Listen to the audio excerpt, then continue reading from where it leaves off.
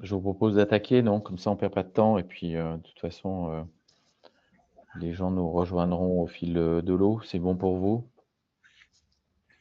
C'est parti. Bon, bonjour à tous, donc je suis Philippe Garzon, je suis responsable du pilier développement économique de l'Agence économique régionale. Merci de votre présence à ce webinaire organisé par Auvergne-Rhône-Alpes Entreprises, l'agence éco de la région Auvergne-Rhône-Alpes. Merci à Benoît Guignard, dirigeant de Savoir Rectification, à Thierry Regon, président du Cluster Eden, à Jacques Rousseau, attaché d'industrie de défense en région Auvergne-Rhône-Alpes de la DGA, à Anne Ragon et Lucien Inami, responsable de service à la région Auvergne-Rhône-Alpes. Et merci aux équipes de l'agence pour l'organisation de ce webinaire. Comme vous le savez, l'agence économique régionale est présidée par Laurent Wauquiez et Florent Ménégaud, le président de Michelin. Elle a pour mission d'accompagner les entreprises industrielles et de services à l'industrie de la région dans leurs différents projets et les aider au quotidien. Nous le faisons directement grâce à nos équipes présentes dans chaque département, mais aussi au travers de webinaires de ce type, afin de zoomer sur un sujet spécifique. Aujourd'hui, nous souhaitons aborder avec vous le secteur de la défense, afin de vous aider à mieux comprendre ses besoins, à anticiper ses marchés, mais aussi leurs limites. Dans cette période complexe pour vos entreprises, les besoins dans le domaine de la défense et l'appel d'air généré ne doivent pas occulter ces complexités. Nos intervenants vous permettront de bénéficier de leurs connaissances, de leurs expériences, des dispositifs existants. Et retenez déjà que les équipes de l'agence économique sont à votre disposition pour vous accompagner au quotidien. Je vous précise que vos micros sont coupés, que vous pouvez poser vos questions qui seront traitées dans la partie questions et que nous y répondrons en deuxième partie. Voilà, Youssef, c'est à toi et merci à tous pour votre participation. Merci Philippe. Donc, je suis Youssef Adoul, chargé d'affaires développement économique au sein de l'agence Auvergne-Rhône-Alpes Entreprises et je vais vous accompagner pour cette petite heure de webinaire. Donc, on ne sera pas tout seul pour répondre à toutes vos interrogations sur la thématique qui nous réunit aujourd'hui, donc la filière défense, qui reste une piste intéressante de diversification. Donc, pour répondre à toutes vos interrogations et vous éclairer sur l'organisation de cette filière, nous avons réuni différents intervenants et partenaires. Donc, nous débuterons avec Jacques Rousseau de la Direction générale de l'armement, qui nous partagera les perspectives et tendances de cette filière. Nous aurons ensuite un témoignage concret de Benoît-Étienne Guignard, dirigeant de Savoir Rectification, qui nous partagera un petit peu son parcours et nous expliquera comment il a réussi à intégrer ce marché. Nous parlerons ensuite réseau et collectif avec Thierry Regon du Cluster Eden. Et enfin, les aides et outils et actualités sur le volet défense de la région avec Anne Ragon et Lucien Inami. Donc pour les consignes et pratiques, bon, Philippe l'a rappelé, hein, on a un temps de présentation et des questions dans un deuxième temps. Vous pouvez bien sûr formaliser, envoyer vos questions tout au long du webinaire et Hugo, qui est présent avec nous, les remontera à la fin. Voilà, sans plus attendre, je vais laisser la parole à Jacques Rousseau. Bonjour à tous. Tout d'abord, je tiens à remercier le conseil régional, et notamment Philippe, Youssef et Madame Ragon, ainsi que Lucien de leur confiance et de leur engagement pour la défense. Voilà, je prends le contrôle. Je suis Jacques Rousseau, je suis le référent industrie défense du ministère des Armées pour la région Auvergne-Rhône-Alpes. J'ai 15 minutes pour vous présenter notre appréciation de la dynamique du marché de défense. Et je serai aussi disponible pour des questions en fin de webinaire. Alors, il y a un certain nombre de planches sur lesquelles je ne présenterai pas en détail, mais je vous les ai présentées pour que vous puissiez accéder à l'information à l'issue de ce webinaire. Avant de commencer, je tiens tout de même à préciser la mission de la DGA et dans quel cadre on réalise cette mission aussi d'accompagnement au développement économique des entreprises. C'est que la grande mission de la DGA est d'équiper les forces pour leur garantir une supériorité technologique sur le champ de bataille.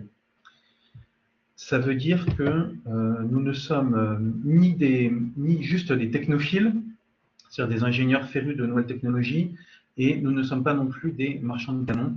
Il me semble important de préciser notre cadre d'action. Alors, est-ce que j'arrive à faire défiler les planches ?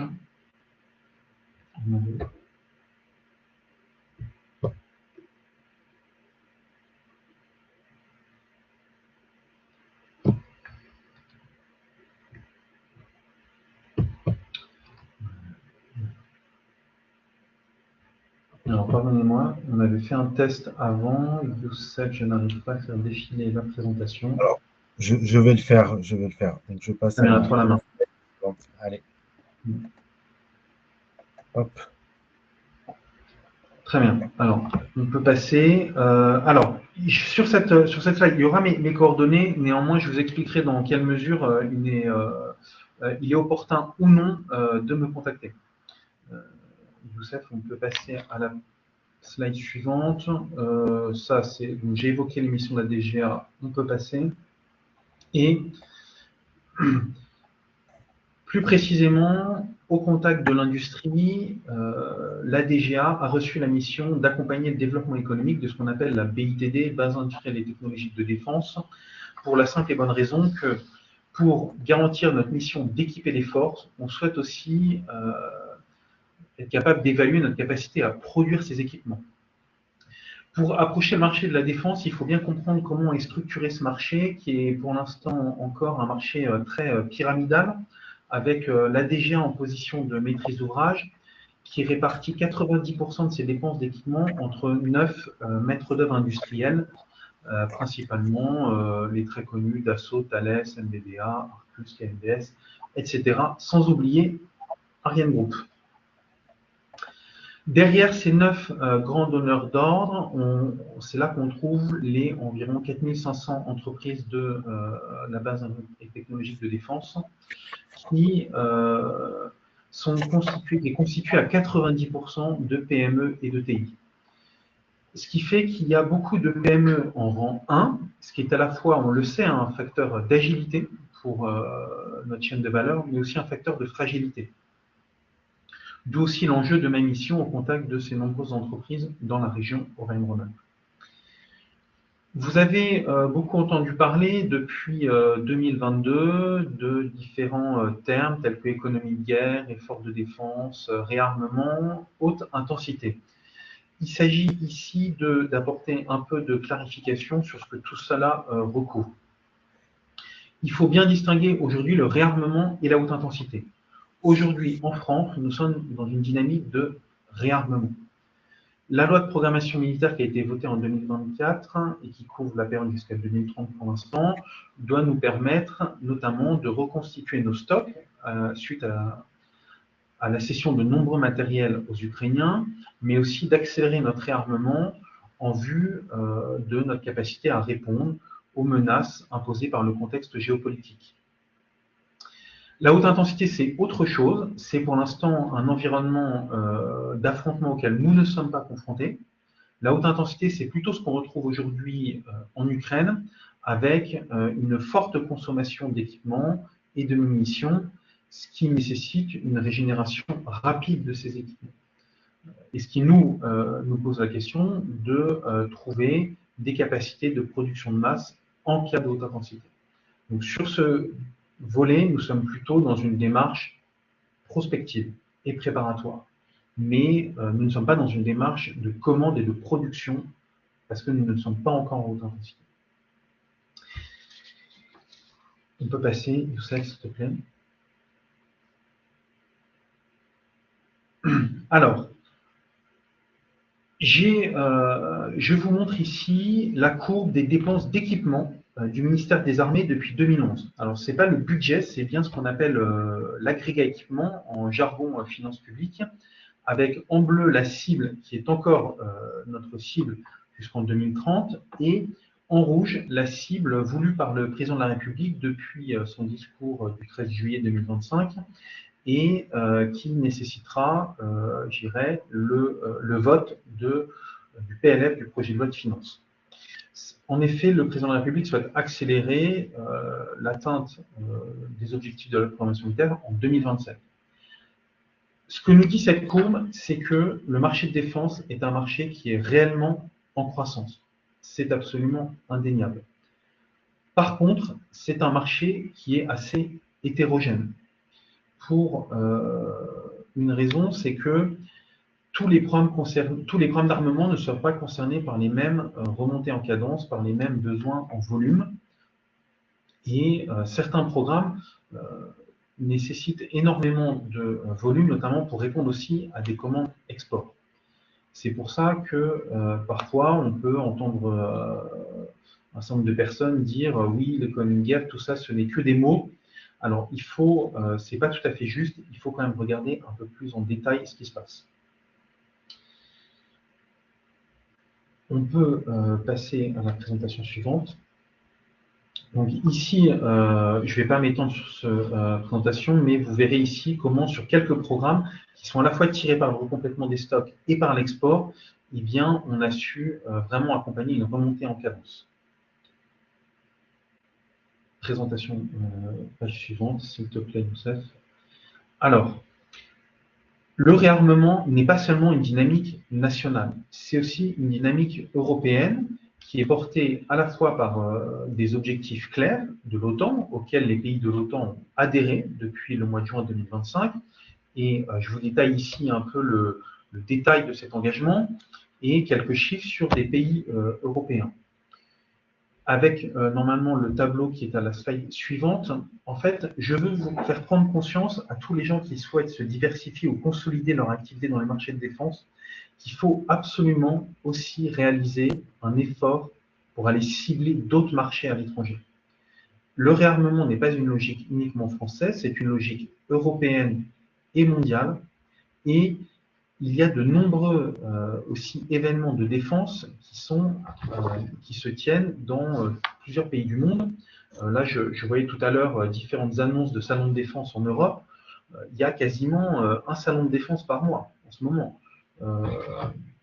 En Angleterre, en Italie, en Indonésie. Il faut arriver à réaliser cet effort commercial. On sait que c'est un effort commercial qui est difficile parce que ça nécessite souvent des ressources humaines dédiées, spécialisées. Ça nécessite de participer à des salons de défense sans forcément avoir un stand, mais d'y aller ne serait-ce qu'en visiteur. Néanmoins, comme je le présenterai tout à l'heure, il y a aussi des dispositifs de la DGA pour accompagner ces démarches à l'export. On peut passer. Alors, ça, c'est vraiment, je pense, la page centrale de ma présentation.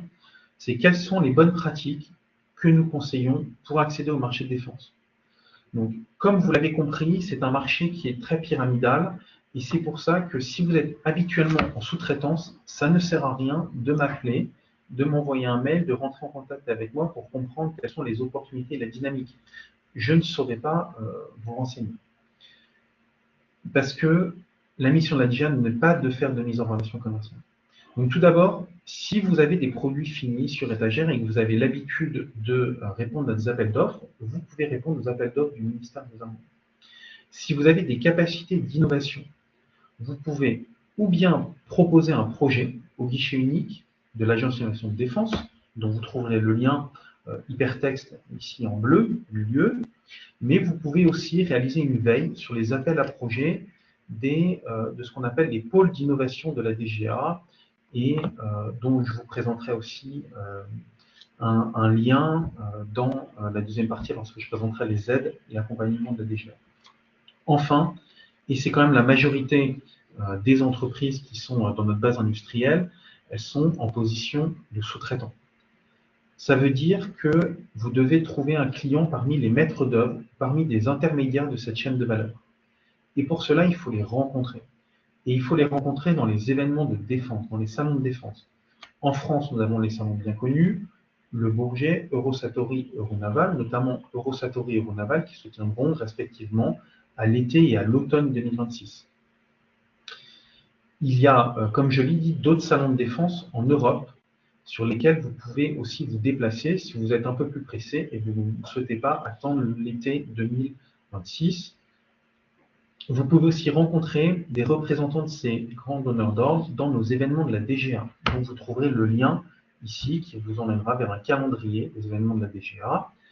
En 2026, il n'y aura pas d'événement organisé par la DGA en région, mais nous sommes en train de nous organiser avec le conseil régional pour avoir une présence officielle à un événement qui se tiendra le 26 février à Bourg-en-Bresse, qui est un business industrie et qui nous permettra notamment d'être disponible pour vous renseigner. Et de même que dans nos événements, on va fortement encourager des acheteurs des grands donneurs d'ordre à être présents à cet événement.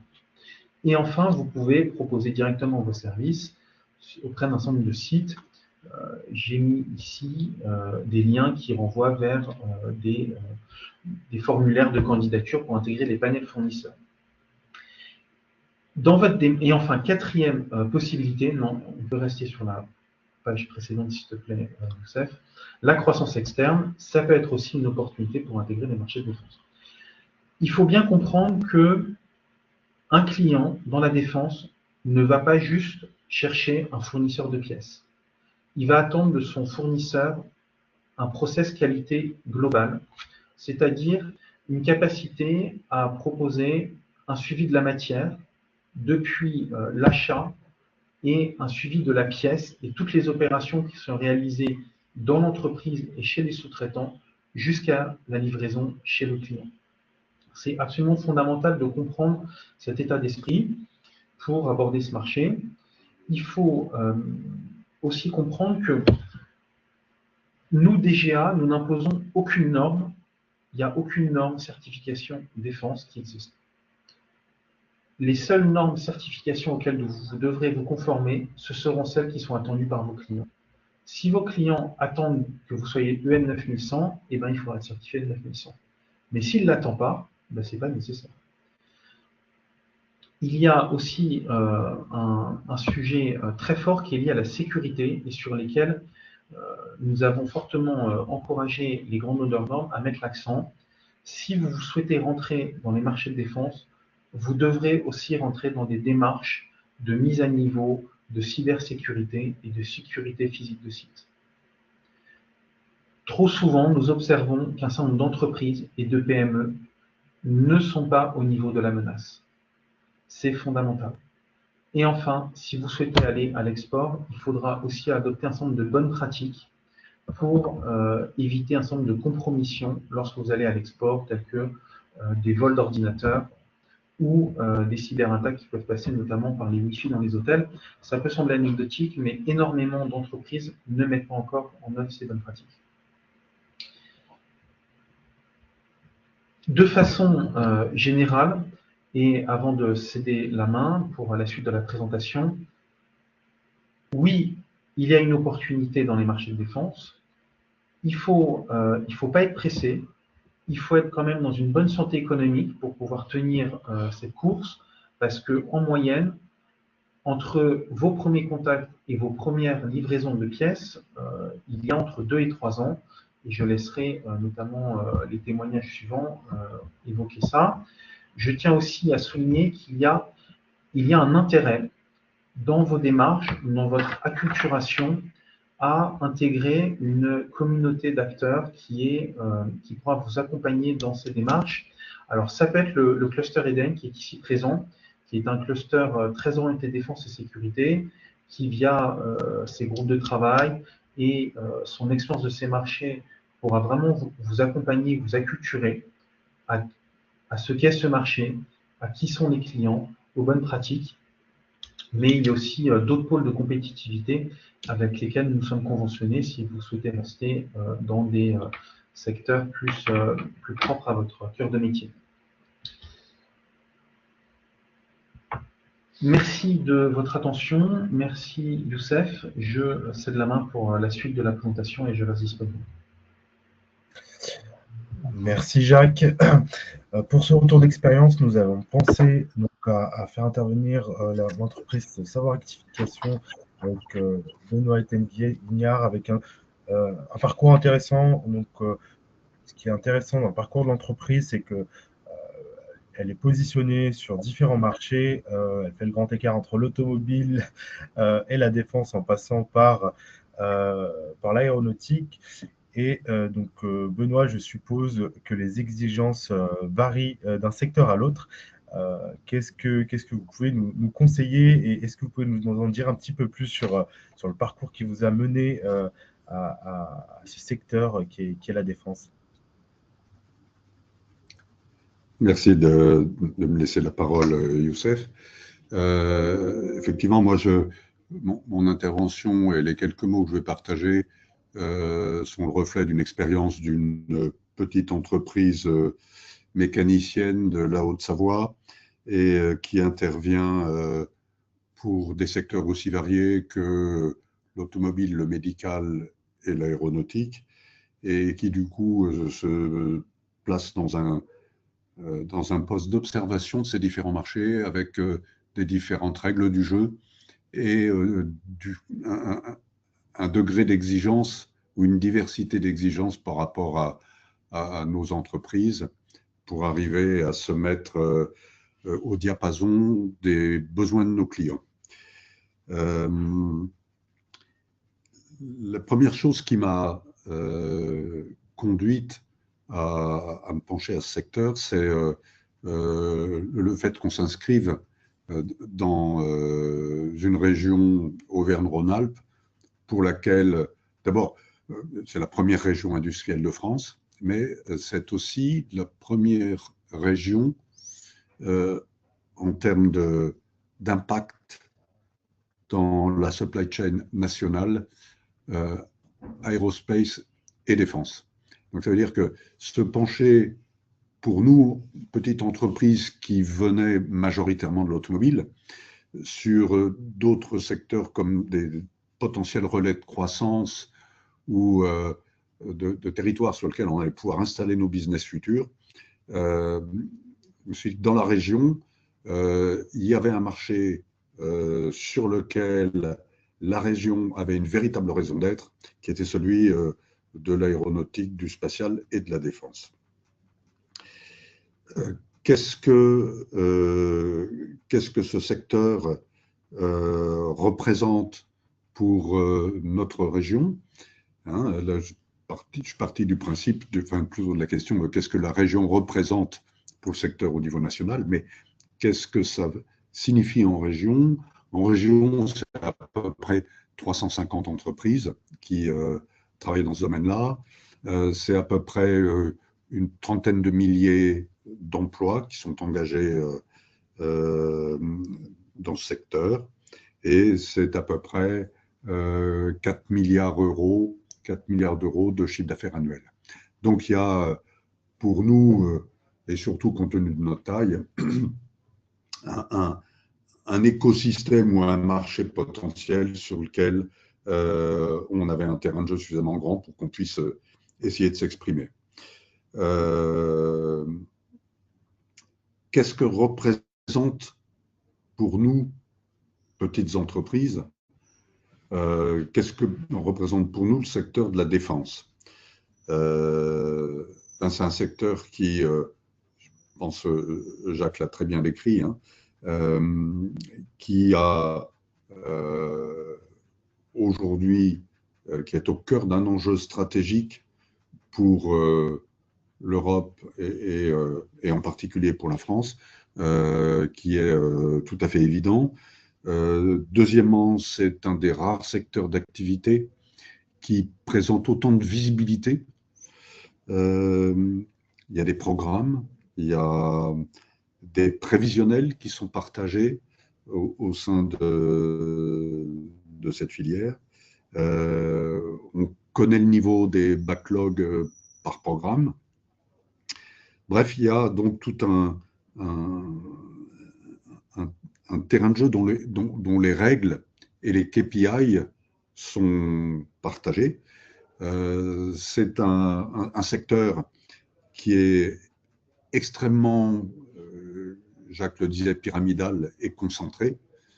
90% des activités convergent vers 9 acteurs en France.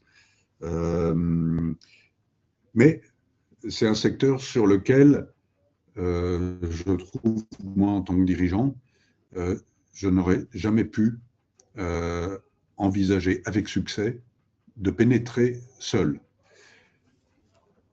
Jacques le disait, c'est un secteur qui est fait de perspectives et d'exploration.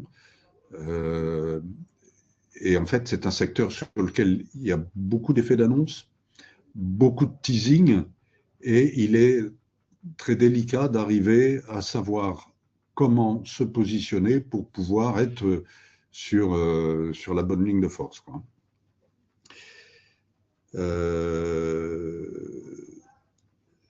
continue ce que je disais sur l'intérêt de ce secteur. Oui, c'est qu'effectivement, il permet de construire des business plans parce qu'on a de la visibilité, qu'on a des perspectives, et il permet également d'aller échanger avec ses banquiers. Et ça, c'est un point que sur lequel je reviendrai tout à l'heure, parce qu'on a des perspectives et des volumes potentiels à mettre en face. La particularité de ce secteur, quand on veut s'y introduire, et ce que nous, on a remarqué quand on a essuyé les plâtres, c'est que c'est un secteur qui est éminemment prudent. On utilise encore des transistors. Il y a effectivement beaucoup plus efficient, mais en termes de robustesse, on m'a dit que le transistor avait fait suffisamment ses preuves pour qu'on ne puisse pas prendre le risque de le changer. C'est pour vous donner une illustration de l'état d'esprit. C'est un secteur, du coup, qui est très fidèle. Nous a été très vite compréhensible que c'est un secteur dans lequel il était très difficile de pénétrer, mais une fois que vous êtes admis, c'est un secteur qui par aversion pour le risque, préfère garder ses partenaires plutôt que d'aller à l'exploration. Et c'est un secteur dans lequel, par rapport à d'autres secteurs sur lesquels mon entreprise est positionnée, fait preuve d'une remarquable maturité de filière. Dans cette filière qui est drivée par les grands du secteur, tout le monde sait que les maillons de la chaîne sont les déterminants de la robustesse de la chaîne en elle-même. Et que du coup, par rapport à un secteur que je connais bien, puisque j'en viens, qui est celui de l'automobile, où on est dans une logique confrontationnelle, on est beaucoup plus dans l'aéronautique, dans le spatial et dans la défense, dans une logique où on sait qu'on a besoin les uns des autres, qu'aujourd'hui, face aux défis majeurs de souveraineté, de développement du trafic aérien, etc., on a besoin en priorité de rendre robuste une supply qui va permettre d'atteindre des objectifs. Et dans ce cas-là, on est tous dans le même sens. Alors, je te remercie, Jacques, tu as bien insisté sur un point qui est la conclusion de mon intervention. C'est, comme je vous le disais, secteur où il y a effectivement un véritable intérêt pour un chef d'entreprise d'essayer d'y rentrer, mais c'est un secteur qui est difficile d'accès, et pour ça, il ne faut surtout pas faire cavalier seul. Il y a Thierry qui va prendre ma suite, qui préside le cluster aérospace, le cluster Eden, pardon. Moi-même, je suis président du cluster aérospace en Auvergne-Rhône-Alpes, et ce sont des collectifs que je vous invite à rejoindre, parce que ce sont des collectifs qui vont vous donner les clés d'accès à ces secteurs, qui vont vous donner le lexique, qui vont vous permettre effectivement de vous inscrire au sein d'une démarche collective sur la cybersécurité, qui vont vous permettre de vous situer dans une démarche collective pour vers l'aéro, la certification aéro EN 9100, vers la construction d'une ossature qualité qui soit en phase avec ce que vont venir chercher des donneurs d'ordre qui ont une aversion pour le risque, et cette démarche ou cette inscription dans un collectif vous permettra également de participer à des opérations conduites en région pour des opérations conduites en région, comme par exemple la démarche Aéro-Excellence, qui est une démarche qui est drivée par les grands donneurs d'ordre et qui permettent d'avoir exactement le même référentiel qualité et les mêmes pratiques d'un donneur d'ordre à l'autre et d'un fournisseur à l'autre. Donc, quand vous êtes audité, par exemple, par Safran ou par Thales, les résultats de l'audit qui ont été faits par l'un de ces deux donneurs d'ordre vaut tout aussi bien pour Dassault Aviation, par exemple. Donc, vous êtes exactement dans, j'allais dire, le même lexique partagé par tout un écosystème. Et c'est ça que vous permet d'intégrer le fait de rentrer dans un des clusters qui sont à votre disposition en région. Voilà. Merci Benoît. Juste avant de repasser la parole, donc d'après ce que tu nous dis, ce que j'ai pu entendre dans d'autres entreprises, l'aéronautique reste une bonne école, on va dire, avant de passer à des secteurs comme la défense. Oui, d'abord, surtout en région, avec la présence d'Assaut Aviation, entre autres, et puis un nombre d'équipementiers qui servent l'aéronautique militaire, mais les deux sont intimement liés et très fortement en région en particulier. Oui. Donc, comme le disait Jacques, il n'y a pas de certification armement, mais il y a un référentiel aéronautique qui est le N9100, qui est vraiment un lexique partagé par les deux secteurs. Donc, rentrer dans l'un, effectivement, donne aussi des clés de compréhension et des clés d'accès pour rentrer dans l'autre. Parfait. Merci Benoît pour ces conseils et ce partage d'expérience. Donc, tu vas parler de l'importance des réseaux et du collectif. Et donc, on va passer au cluster Eden avec son président Thierry Rebond. Oui, bonjour à tous. Merci. Effectivement, le marché de la défense est un marché intéressant. C'est un marché, effectivement, comme l'a dit Benoît, comme l'a dit Jacques, c'est un marché avec des perspectives intéressantes, avec une visibilité, mais un marché difficile à pénétrer, surtout au départ. Et effectivement, il faut éviter de rester seul. Parce qu'il y a des pratiques, des habitudes, des accès, notamment aux donneurs d'ordre, qui sont pas forcément aussi faciles que ça.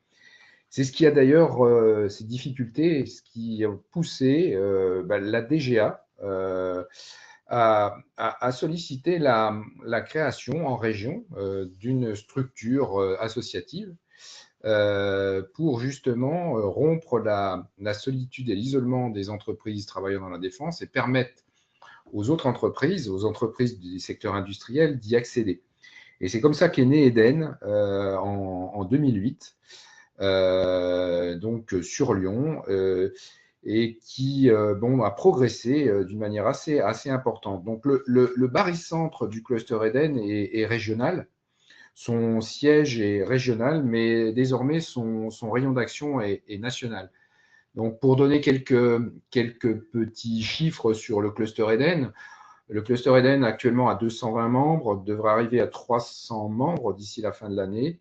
On présente actuellement 15 400 emplois directs, 50 000 emplois indirects et puis un chiffre d'affaires combiné de l'ordre de 3,6 milliards, donc ce qui est quand même assez significatif. Et avec une particularité, c'est que du fait de l'accompagnement des entreprises, notamment à l'export, le chiffre d'affaires, la part de chiffre d'affaires d'export est supérieure à 50%. La région soutient d'ailleurs à ce titre d'une manière extrêmement importante le cluster sur les actions export, j'en parlerai tout à l'heure. Donc ce cluster a pour vocation de rompre l'isolement de nos PME, de permettre effectivement de travailler ensemble, de coopérer, d'échanger de bonnes pratiques, mais aussi de travailler ensemble en co-traitance, sous-traitance, et parfois, dans certains cas, de répondre, notamment en matière de maintien en condition opérationnelle, de répondre dans le cadre de groupements momentanés d'entreprises. Alors ça, on l'a pratiqué notamment dans le MCO. C'est extrêmement efficace puisque ça permet de compléter les capacités des entreprises et d'offrir à nos clients, je dirais, une capacité complète, globale, qui peut permettre de couvrir un marché entier en matière notamment de maintien en conditions opérationnelles. Donc ça, c'est un exemple de la coopération possible. L'autre intérêt du cluster, c'est la mise en contact avec les donneurs d'ordre, les 9 donneurs d'ordre dont Jacques a parlé tout à l'heure. Le contact n'est pas évident. Le contact est important, notamment auprès des acheteurs de ces donneurs d'ordre, mais aussi d'un certain nombre de bureaux d'études, puisque en fait, l'intérêt aussi est d'offrir des capacités techniques de nos entreprises. Alors, nos entreprises au sein du cluster NN, elles sont à la fois sous-traitantes, mais aussi très innovantes. Beaucoup ont des produits en propre. Et les produits en propre, effectivement, il faut pouvoir les présenter. Et l'intérêt du cluster, c'est de pouvoir présenter d'une manière groupée ces offres. Nous accompagnons également beaucoup nos membres dans le cadre de salons nationaux et internationaux, avec des surfaces qui deviennent très significatives dans les principaux salons. Et ces surfaces dépassent, alors sur certains salons, les 1000 mètres carrés. Donc, on a quand même une visibilité qui est juste excellente. Et l'intérêt d'accompagnement du salon, parce qu'aller sur un salon, c'est une chose, mais le salon, pour qu'il soit efficace, il faut qu'il soit préparé en amont.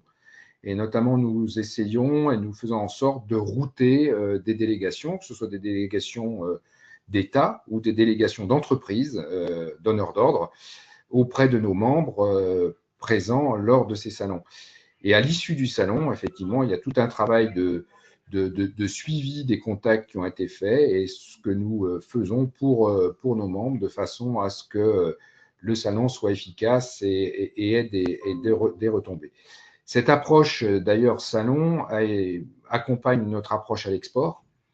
Donc, je l'ai dit tout à l'heure, on a une bonne performance à l'export, plus de 50% du chiffre d'affaires à l'export. C'est vraiment soutenu à la fois par la DGA et par la région dans le cadre d'un plan de développement international.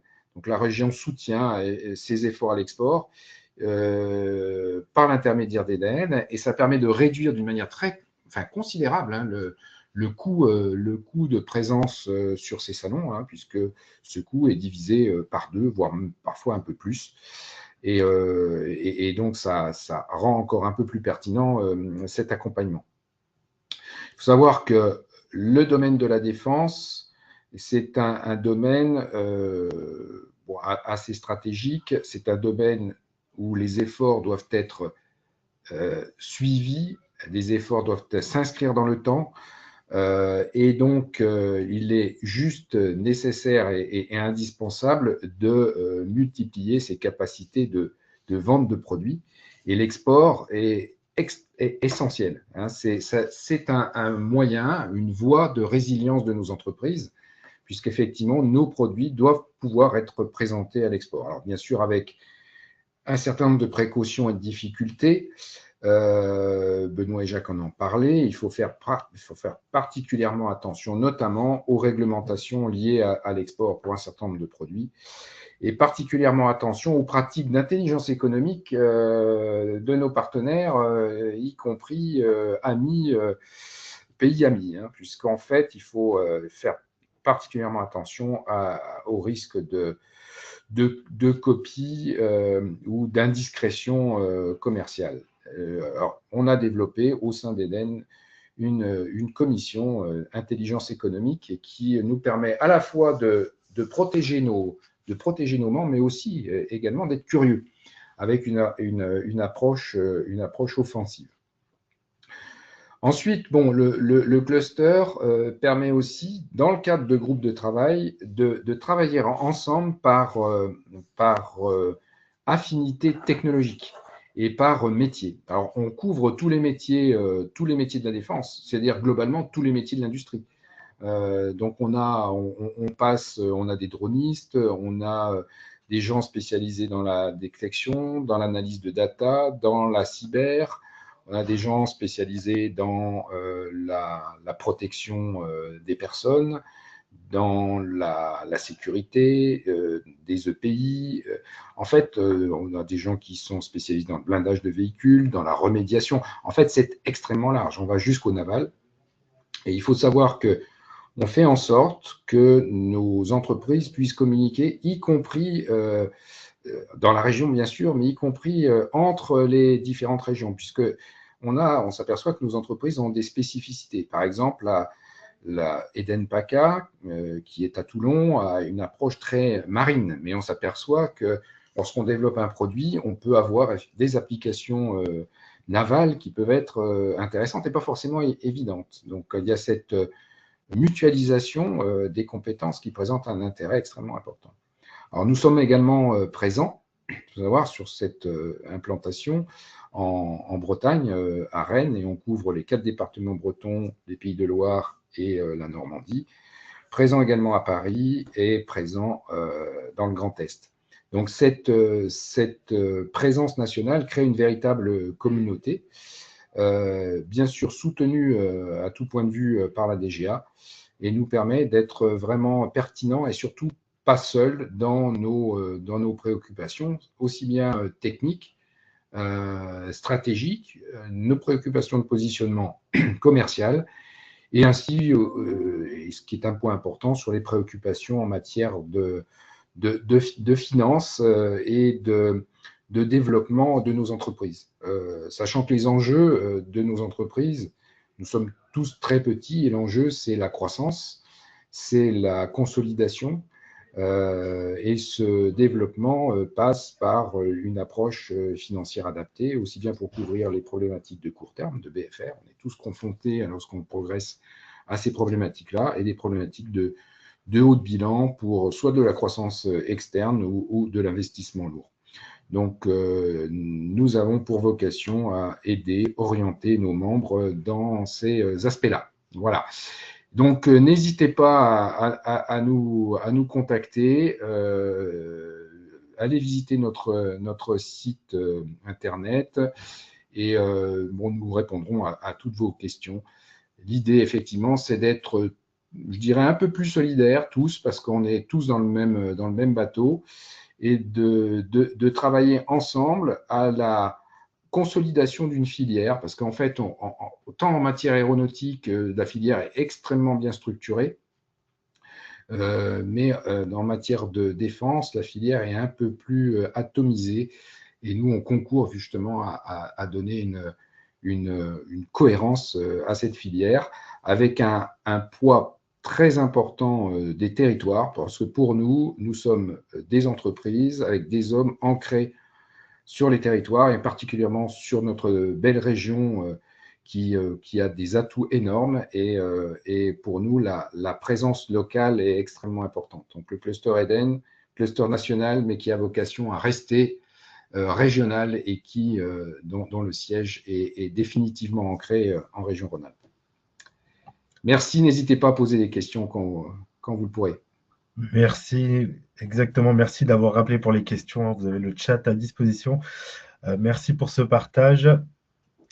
Nous allons maintenant passer au volet aide qui peut peut-être vous intéresser. On a la chance d'être sur un territoire qui investit dans son industrie.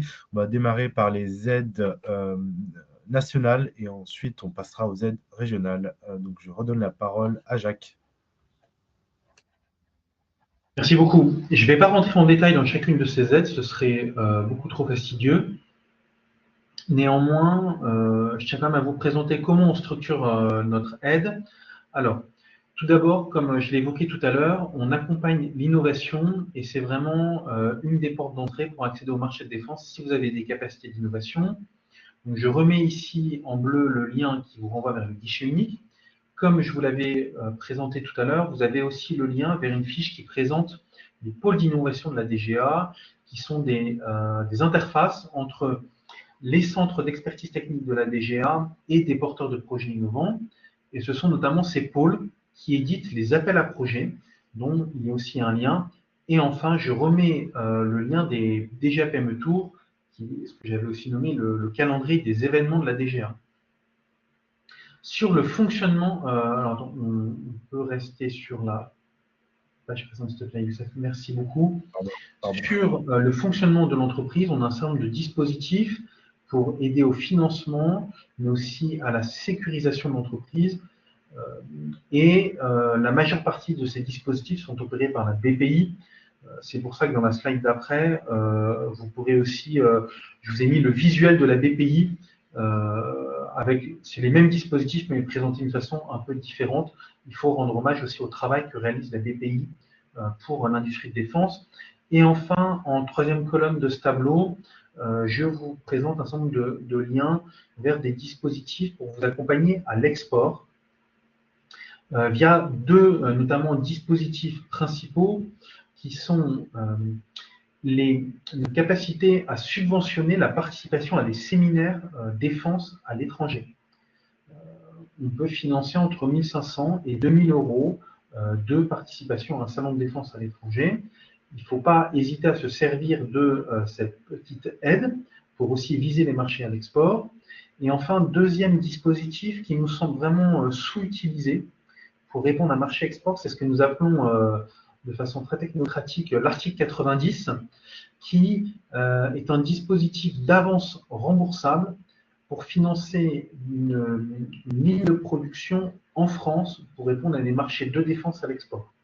Donc c'est vraiment un des rares moyens dans lesquels on peut accompagner du CAPEX et c'est destiné à l'export. Voilà, je vous laisse, vous aurez le temps de consulter ces différents dispositifs. Il y a les liens hypertextes en bleu.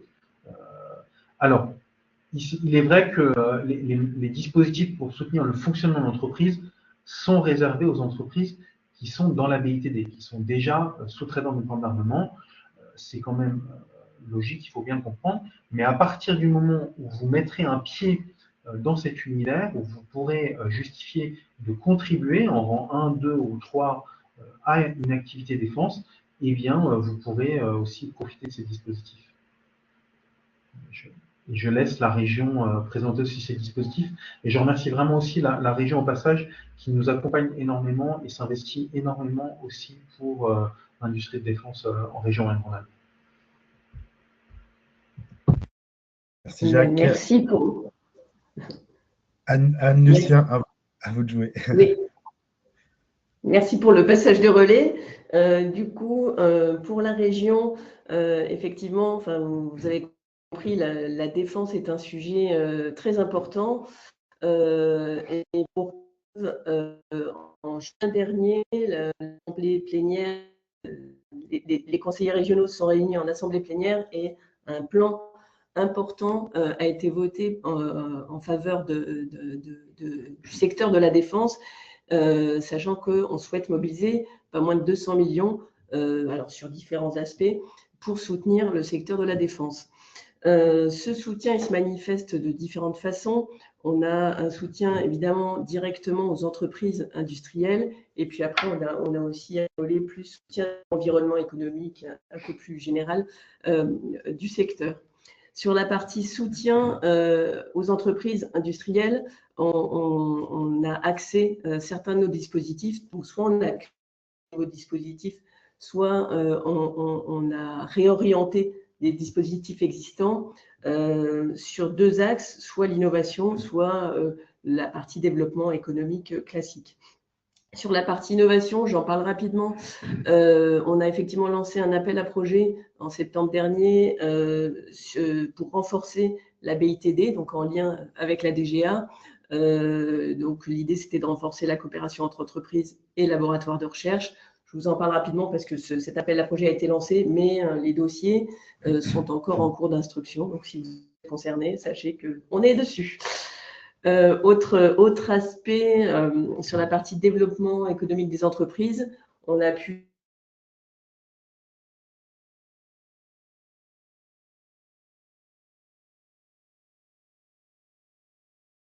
compléter. Merci. Bonjour à vous toutes et à vous tous. Donc effectivement, un des premiers volets, c'est d'aider les entreprises à acquérir de nouveaux équipements productifs. Et cela se fait au travers notamment de notre dispositif phare, mis en place et souhaité par les élus régionaux et qui s'intitule le PAC relocalisation. Donc aider les entreprises à acquérir ces équipements productifs, donc pour les aider à augmenter leur capacité de production. Et c'est une aide qui prend la forme d'une subvention avec un montant d'aide qui varie selon la taille de l'entreprise. Et ce dispositif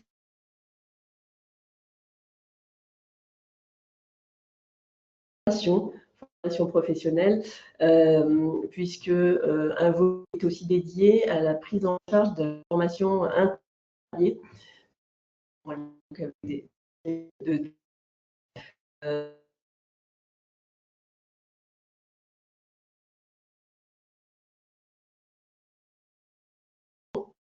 J'espère que vous m'entendez. Oui, on a un petit bug, Anne. Est-ce que tu peux reprendre ta phrase, s'il te plaît? Alors, oui, donc je parlais, je ne sais pas ce qui est audible, donc je parlais du volet formation du PAC Reloc qui peut être aussi mis en place. Il s'agit donc d'une prise en charge de la formation interne des salariés, donc à la fois une prise en charge des salaires des formateurs internes salariés et stagiaires, cette formation interne. Voilà, accompagner les projets d'investissement. Autre aspect positif, la région qu'elle réoriente aussi sur des projets en lien avec la défense, et c'est d'accompagner le conseil des entreprises former leur système de production nouvelles technologies. Donc, c'est ce qu'on appelle l'industrie du futur. L'objectif, c'est de faire bénéficier aux entreprises de compétences d'un consultant expert spécialisé pour les projets d'évolution de l'outil de production industrielle. Alors, ça peut se décliner sur deux volets principalement. Il y a des aspects sur la production industrielle en tant que telle, et puis des experts qui peuvent aussi intervenir sur la partie digitalisation, sécurisation des données aussi. Donc là, on est sur vraiment de l'accompagnement conseil. Ouais. Vous les aides de réunion nationales qui vous ont été faites par Jacques Rousseau. Et enfin, un des derniers volets fort, c'est celui qui consiste à soutenir le cluster Eden, représenté ici par M. Thierry Rebond, son président, qui vous a très bien présenté la structuration et les activités de ce cluster qui compte, comme le disait M. Rebond, la moitié. Le soutien du cluster se fait notamment au travers de ce qu'on appelle le plan de développement international. Consiste notamment sur les grands salons internationaux, donc en France ou à l'étranger. Et cette année, par exemple, ce sont près de 60 entreprises qui ont participé aux événements proposés par le cluster Eden et que la région a été fière de venir cofinancer afin d'aider, comme le disait M. Rebond, aider ces entreprises à aller capter de nouveaux business à l'étranger et à rencontrer les grands donneurs d'ordre internationaux. À noter, comme le disait Jacques Rousseau, que nous avons en région, en plus du cluster Eden, 3 pôles de compétitivité qui sont conventionnés avec la DGA. Il y a le pôle TechTerra, qui est sur la filière textile, Nucléaire Venet sur la filière nucléaire et défense, et enfin Ménalogique, qui est sur la transformation numérique. Enfin, concernant les aides que peut proposer la région, on a des outils d'ingénierie qui ont été adaptés et notamment la région souhaite créer un nouveau fonds d'investissement dédié défense et aux industries de la sécurité. Donc, l'objectif, c'est de soutenir les entreprises de premier ou second rang de la défense, ainsi que celles qui luttent contre les risques NRBC. Et ce fonds sera doté de 100 millions d'euros, c'est l'objectif, dont 25 millions de la part de la région et le reste des fonds publics. Donc, ce fonds est en cours de création, donc il n'existe pas encore, mais en revanche, voilà, je vous invite à nous recontacter si vous avez comme perspective de faire. Autre dispositif pour le coup,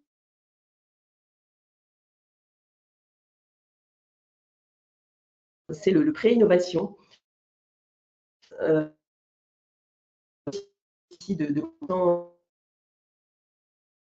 millions d'euros, et il est à destination donc des entreprises à taux zéro, et donc opérées notamment par BPI. Donc on parlait tout à l'heure des différentes aides, et vous voyez qu'on peut travailler ensemble avec la DGA, la BPI, pour essayer d'axer et d'orienter au mieux nos aides. Autres aides également existantes, mais dont vous pouvez bénéficier, ce sont les guichets France 2030 régionalisés, qui sont ouverts sur 2026, et donc là aussi, qui peuvent permettre de soutenir les projets d'innovation. Et puis finir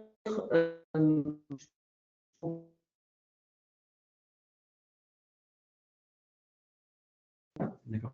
Il y a donc effectivement, donc, comme le rappelait Anne en introduction, ce rapport qui a été voté par nos élus régionaux en assemblée plénière donc, le 27 juin, et il y a donc la signature d'une convention entre la région et le ministère donc, des Armées. Cette convention donc, a été signée il y a quelques semaines par notre président de région, M.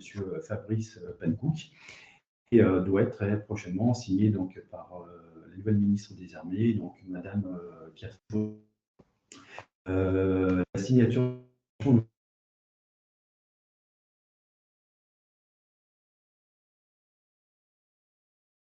Bon, on vous entend très mal, en fait, ça coupe, Anne, désolé. Donc, du coup, si vous êtes d'accord, on va passer aux questions pour tenir le timing. Vas-y, Hugo. Bonjour. Alors, la première question, Désolé. c'est est-ce que le support et le webinaire sera diffusé? Youssef, si tu veux y répondre.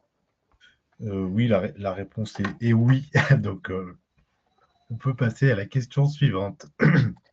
Ensuite, c'est une question pour quand on a un groupement d'entreprises sans existence juridique, est-ce qu'on peut faire une demande, je suppose, à un donneur d'ordre, parce qu'il demande un SIRET pour pouvoir rentrer dans la base fournisseur? Qui veut y répondre?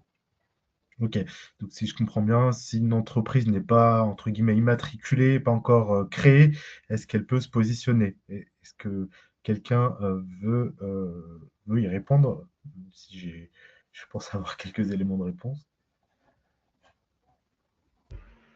Bonjour, je n'ai pas particulièrement d'éléments de réponse, parce que ce n'est pas une partie, je dirais, du fonctionnement de machine de valeur que je connais et qu'on voit passer. De façon intuitive, je dirais non, parce que il n'y a pas grand-chose à part un numéro de SIRET qui permet vraiment de rentrer dans une base de données. Peut-être que Benoît et Thierry auront une expérience à partager sur ce point.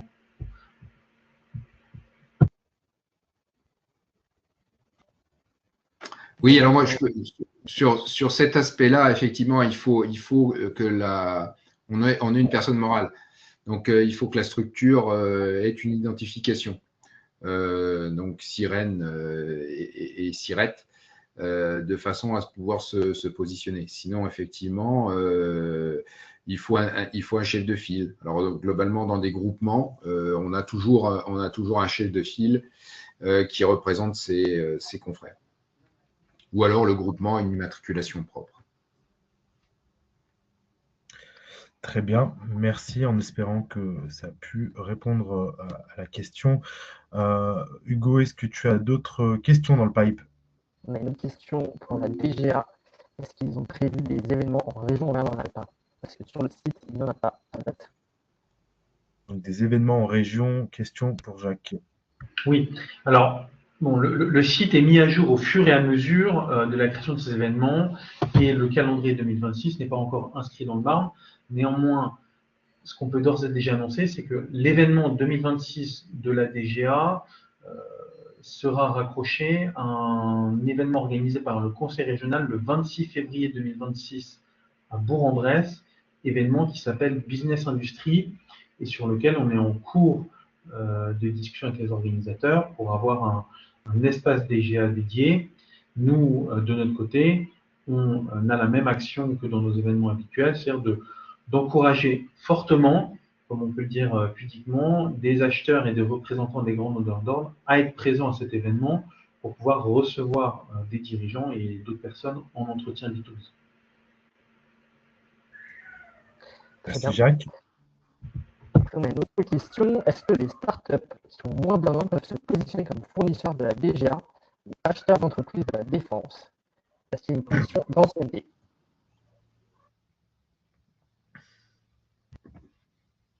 Est-ce qu'il est possible de répéter la question parce que le son est très haché? La question c'est est-ce que les startups peuvent se positionner comme fournisseurs de la DGA?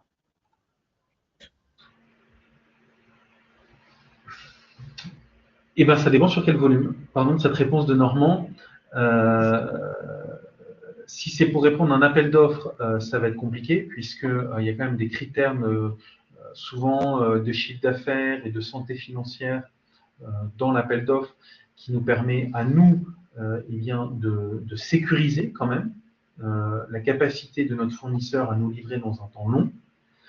Par contre, sur des produits plus unitaires ou des petites séries, eh bien, on ne s'interdit rien.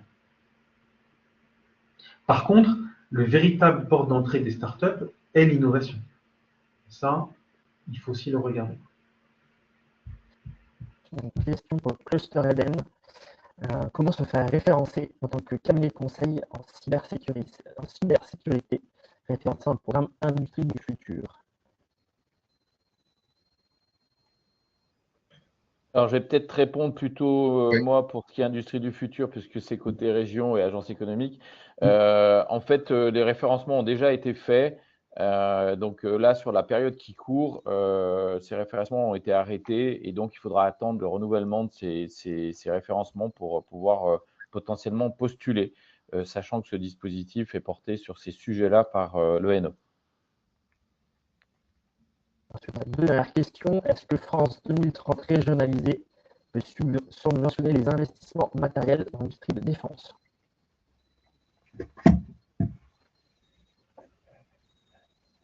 Alors, on n'a plus les… Alors oui, pour partie, sachant qu'on est quand même sur des projets d'innovation, donc on va être beaucoup sur de la R&D, donc il peut y avoir une partie effectivement d'investissement matériel. Très bien. Une dernière question pour la DGA. Quand est-ce qu'est prévu le fonds de 100 millions d'euros d'aide à destination des entreprises de premier rang? Eh bien, si c'est le fonds du conseil régional, je laisse les gens du conseil régional répondre. Si c'est le fonds de la BPI,